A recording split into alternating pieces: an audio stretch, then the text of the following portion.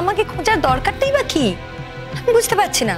আমি তো সবাইকে ক্লিয়ারলি বলে গিয়েছিলাম যে আমি একটা কাজ করতে যাচ্ছি, আমি ঠিক ফিরে আসবো। এই চুপ! অন্যায় করে আবার বড় বড় কথা বলছো। গয়াদে না মা, ও বুড়িমা, গয়াদে উঠে গেছিলি? কখনো না, আমি বলবো না।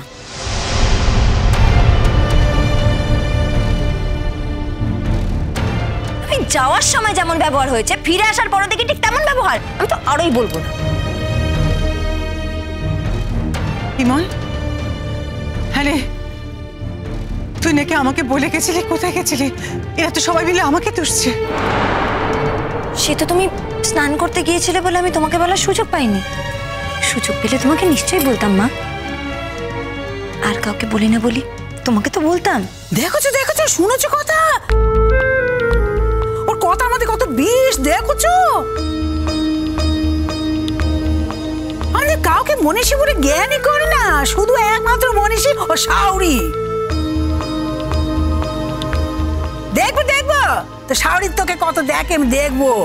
হ্যাঁ, বরের মনকে চটে দিয়েছিস তো, বর ছাড়া তো শাওরি এখানে তোকে কত সোহাগ করে, কত যত্ন করে রাখে, আমি দেখবো। আমিও বাঁচবো আর আমিও দেখবো। এই গেছলে কোথায়? বলবো না।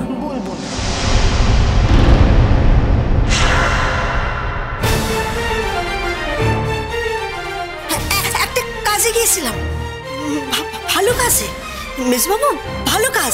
ওই জামাইয়ের ব্যাপারে খবরদার ভানু, একদম তুমি কাউকে কিচ্ছু বলবে না। আমার মুখের কথা তুমি বলবে না। তোমায় কোনো কথা বলতে বলেছি আমি? রনর ব্যাপারে তুমি কাজে গেছিলে? কি কাজে গেছিলে? না মানে রনর কোন কাজের ব্যাপারে তুমি গিয়েছিলে? আই ওয়াজ জাস্ট ওয়ান্ডারিং, আমি ভাবছিলাম। না, এবার তো আমাদেরও খুব টেনশন হচ্ছে। হ্যাঁ, ও নতুন বউ। শোনো, তোমার কিন্তু কাল রাতের বেলা ছোটদা ভাইয়ের সঙ্গে ফাটাফাটি হয়েছে, আমি কিন্তু জানি। তুমি কালকে ছোটদা ভাইয়ের সঙ্গে এক ঘরে ছিলে না, বলো? আমি কিন্তু সব জানি। তুমি ওই ভানুর ঘরে ছিলে, বলো ছিলে না? বলো বলো, তুমি ছিলে না?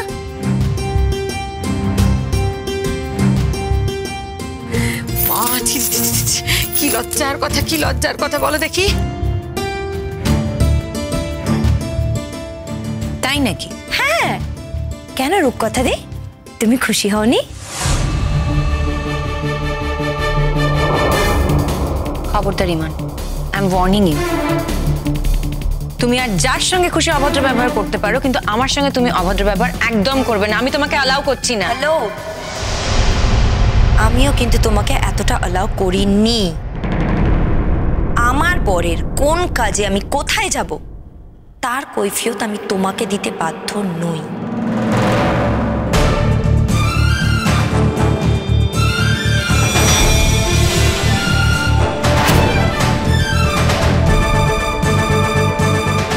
আর তুমি তোমার লিমিটের মধ্যে থাকো, রূপকথা দিই।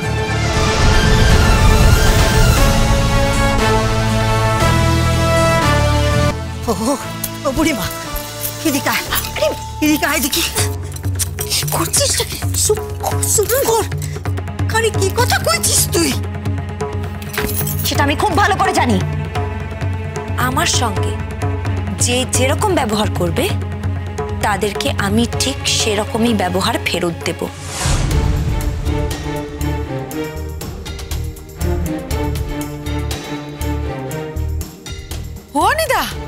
অনিদা, ও আবার আমাদের ছোটদা ভাইয়ের নামে গিয়ে ছোটদা ভাইয়ের অফিসে গিয়ে নালিশ টুকে দিয়ে আসেনি তো? হ্যাঁ,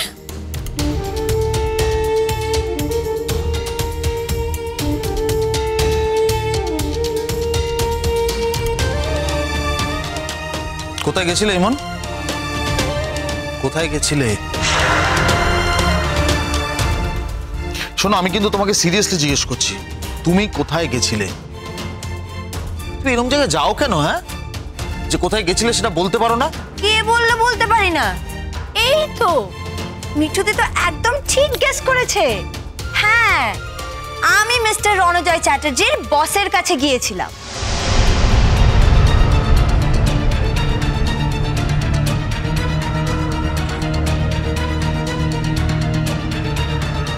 ব্যাস ব্যাস হয়ে গেল, একদম শেষ করে দিয়েছে, একদম খেয়ে বসেছে আমার রণর চাকরিটা গো। বাবু এ কোন সব বোনাসে কিনে এলো বলো দেখি, হ্যাঁ এ তো সব ছাড়খাড় করে দেবে। দাদা বলো তো কি করে হাত থেকে নিস্তার পাওয়া যাবে? দুদিন বাড়িতে আসতে না আসতে রণর বসের কাছে গিয়ে নালিশ করলো রণর নামে। দেখছো, দেখলে তোমরা, আমি ঠিক সন্দেহ করেছি। সত্যি মা, তোমার জুড়ি মেলা ভার। শোনো ইমন, তুমি যদি এই কাজটা করে থাকো তাহলে তোমাকে কিন্তু রণর বসের কাছে গিয়ে তোমার এই কমপ্লেনটা উইথড্র করতে হবে। মানে আমরা তোমাকে উইথড্র করিয়ে ছাড়বো।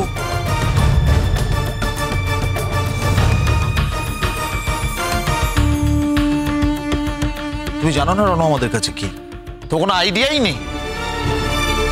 আর তুমি রণর ক্ষতি করতে চাইবে সেটা আমরা বরদাস্ত করবো, এটা কিন্তু ভেবো না। আরে তুমি তো রণকে চেনোই না, তুমি রণকে বোঝোই না। অবশ্য তুমি চিনবে বা বুঝবে রণকে, এটা আমরা কেউ এক্সপেক্টও করি না। আচ্ছা তাই বুঝি অনির্বাণদা? ইয়েস তাই। তা না হলে তুমি এত বড় ব্লান্ডারটা করতে না। ওই দেখো ছোটদা ভাই এসছে, এসো এসো। ও রণ, সব বোনাস হয়ে গেল। আর বাড়ি এসে কি করবে? তোমার তো সব শেষ হয়ে গেল। রণ, ও রণ বাবা, তোর তো সর্বনাশ হয়ে গেল রে। তোর বসের কাছে চলে গিয়েছিল এই মেয়ে তো তোর নামে নালিশ করতে। আমি বিশ্বাস করি না, ইমন কখনোই এমন কাজ করতে পারে না। আমি যতদূর ইমনকে চিনি, ইমনের পক্ষে কাজ করা সম্ভব নয় ঠাকুরপো। দেখোছো, এখনো রেখে টেকে কথা কইছে, আরে মেয়ে নিজে বলছে উনি শাউকুড়ি করতে এসেছেন।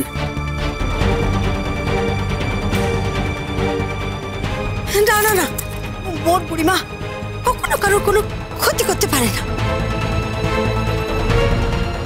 কোনোদিন কারো কোনো ক্ষতি করেনি, জামাইয়ের কি ক্ষতি করবে? মুই বিশ্বাস করি না। মুই ঘরের মধ্যে ঢুকি নাই, কিন্তু মুই জানি যে সে এমন কাজ করে। বুড়িমা এমন কাজ করতেই পারে না। রণ কিছু বল, জানতে চা তোর কি ক্ষতি করে এসেছে। এই তো ঢুকলো একটু আগে। জানি আমি।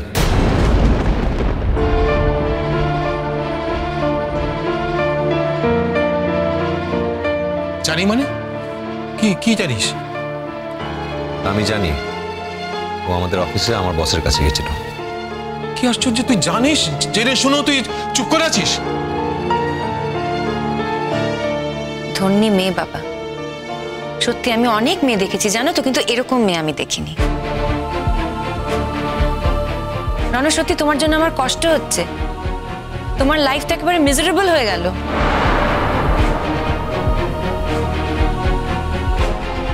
আমি এখানে অনেকক্ষণ ধরে দাঁড়িয়ে আছি, খুব টায়ার্ড লাগছে, খুব জোর খিদে পেয়েছে। সকালবেলা আমি খালি পেটে এখান থেকে বেরিয়ে গেছি, কিছু না খেয়ে। কারো সেটা খেয়াল হয়নি, অবশ্য খেয়াল না থাকারই কথা। আর মা তো এখানে ছিলই না, তাই আমার খুব জোর খিদে পেয়েছে। মা, তুমি একটু আমার ঘরে খাবারটা পাঠিয়ে দেবে, আমি উপরে যাই। দাঁড়াও ইমন। কথা শোনার অভ্যেস আছে নাকি? দাঁড়াবে।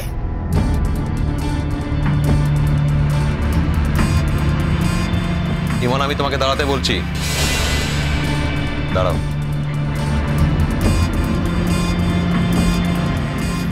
কি হয়েছে? আমার কিছু কথা বলার আছে, আর সেই কথা আমি সবার সামনে তুমি থাকা অবস্থায় বলতে চাই। তোমার আড়ালে নয়। আমার শোনার কোনো প্রয়োজন নেই। আমার আছে।